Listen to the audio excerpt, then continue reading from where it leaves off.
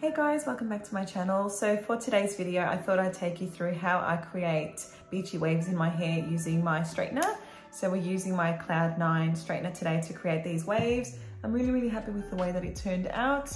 This is what I normally would do if I want to wear my hair in a wavy way. I don't really use a curler at all. It's very quick and easy. It took me a little bit longer today just because I was explaining everything. So if you would like to see how I created these beachy waves, then please keep watching. Okay, let's get this show on the road. The tool that we're going to use is a hair straightener. So this is my hair straightener from Cloud 9. This is my faithful straightener. It works so beautifully. I had a GHD for over 10 years, but just found that it wasn't getting hot enough and my hair just didn't seem so smooth. And my hairdresser got me onto this and highly recommend it. So just gonna turn it on and basically it sets already to, I don't know if you can see, flashing there at 150 degrees. Now when I'm sort of curling or straightening my hair for the first time, I do go all the way up to high. So just doing that, and it just takes a few seconds for it to heat up. Just gonna clip away my hair to one side. Just going to divide horizontally so we can work with the bottom half of the hair first, and then we can get to the top half of the hair a little bit later. I'm also going to divide it once more, just so I can get to those bottom bits. My hair is short and fine, however, I do have a lot of it, so just wanna make sure I get to all of the layers. So I look absolutely insane. I hope you can look past that and take me seriously. The idea of what we're doing is we want the straightener to turn away from the face, either side, because we want to frame our face. We don't want the curls coming inwards and sort of concealing our face. With my hair being short, it's pretty difficult to get a perfect curl in the underneath layer. However, I don't worry so much because then we go over with the other two layers and it sort of hides it away. What we're gonna do is I'm just gonna be grabbing hair that's approximately 1 inch wide, if you can see that. And what I like to do is grab the straightener and I like to turn it upside down. It's just something that I in particular do. So I turn it and put the hair in between. Doesn't have to be too close to your roots. And I'm just going to flick it away from my face and hold it there for a moment and just let go. It's not a perfect curl, it's not a long curl, and it won't stay that way. However, it's good enough for the moment. I'm just going to turn slightly just to see if you can see a little bit better. Grabbing the next piece, grabbing my straightener once again, and we're going to go right close to the roots. And again, instead of turning the straightener towards our face, we're turning the straightener away from our face. So clamping it in and turning it away and holding it there before I let it go. That's another Pippi Longstocking curl for you. Just going to clamp it in and then turn it away. Hold it there for a moment and then let go. Before we move on to any other curls, we're going to use a working spray. This one is from Redken. I highly recommend this spray. It smells beautiful for a start. And basically it holds your hair, but doesn't make it feel crunchy or like you cannot work with it. So that's why I love it so much. So once I've finished with the layer, I'm just spraying that in and just letting that sit there. Releasing the next phase. Before I let it go, I brush it once again. What I like to do is work from the back pieces and work my way forward. So I'm working from the back and grabbing a piece that's approximately, there we go, approximately 1 inch. So around about there. Getting the straightener, tip it upside down, clamp in between, and don't turn towards your face. Turn it backwards away from your face.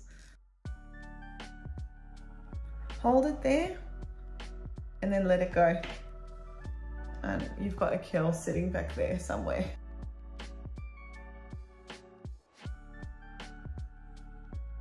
I like to stop before the end. I don't want the ends to be curly as such. Hold it there just for a couple of seconds, let go. We've got roughly 2 pieces to go, so I'm just going to separate these 2 pieces. Flip upside down. Sometimes I come forward, sometimes I come back. It's just whatever's comfortable.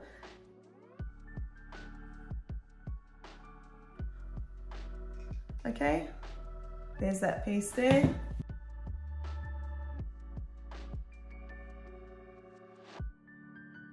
I just touch the outside of the plate so it feels nice and hot. let it go. I'm just showing you from that side. Because I have so much hair, I'm just going to separate this once more, just because there's so much of it. And just differentiate where your hair is, the curled hair from the straightened hair. So this is the section that we're working with now. Going all the way to the back one. I like to get the back out the way first. Grabbing that section upside down behind me and turning it away from my face.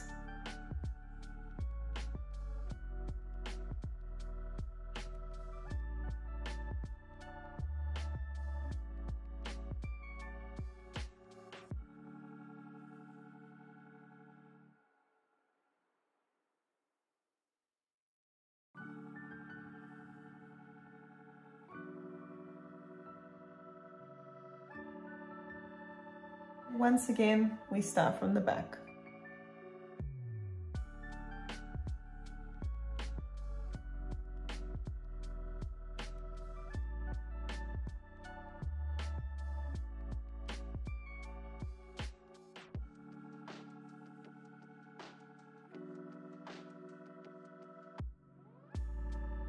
So for these two front bits here, I like to not make the curl go too high up my head. So what I like to do is keep the curl sort of in line with my eyeball. And I'm gonna clamp it in, but only start a little bit further down, around about there. See how it's kind of in line with my eye? And only then will I curl it. I want this part to stay sort of straight.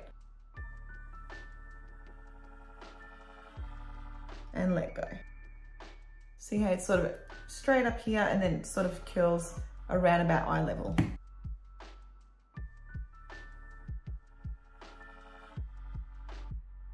So the curl starts from here rather than all the way in the roots.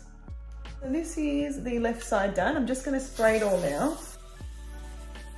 And I'm not going to do anything. I just want the curls to cool down. Like I said before, on the other side, I'm not too worried about these curls being too perfect just because the length is just so short. Again, still go upside down, clamp in the hair, and then now we're going to be turning it away from the face once again.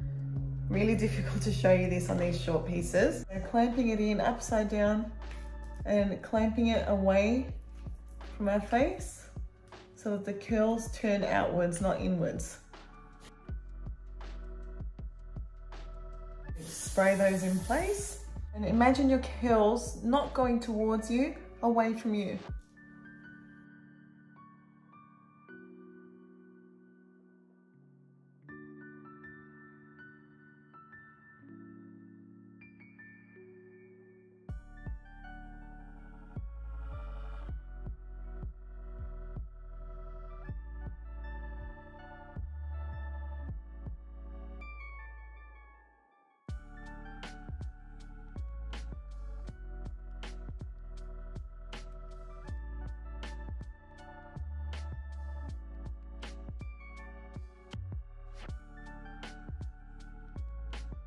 Okay, the two most important parts of your hair is the two front parts. So again, separate them and start the curl about eye level.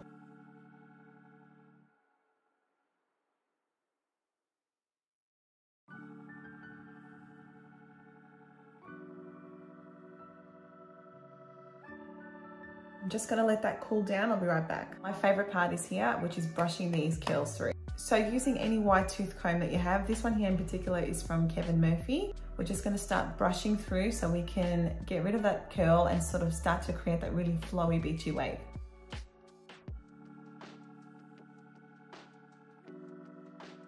The more you brush, the more it sort of all comes together. And this is why I love leaving the ends straight. It just looks a lot more edgy and modern rather than curling everything inwards. Another benefit to having everything flow in the same direction, it just makes everything look really cohesive. I much prefer when everything moves in the same direction rather than doing one curl inwards, one curl outwards. Okay, other side. Okay, so this is what we're working with so far. I want to add a little bit of volume to my hair. Not too much, but just a little bit into the roots there. So I'm going to use the Kune Dry Texturizing Spray. What I'm going to do is just separate into my roots and just spray it in there and just rub it in with my fingers. And you can see how much volume that's sort of created in my hair. Now this side looks so much more flat compared to this side.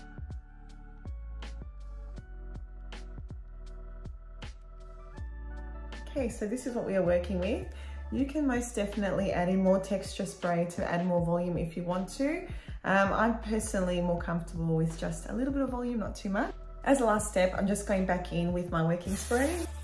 At this point, you could definitely use a lacquer if you wanted to, just to set everything in place, but I much prefer the feeling that I have right now, which is that my hair feels bouncy and movable rather than too sort of set. So that's all for today, guys. I really hope you enjoyed today's video and have taken something away from this. If you did enjoy this video, please give it a thumbs up and a lovely little comment in the comment section below. And if you would consider subscribing to my channel, I would be ever so grateful. I'll see you for the next one. Bye.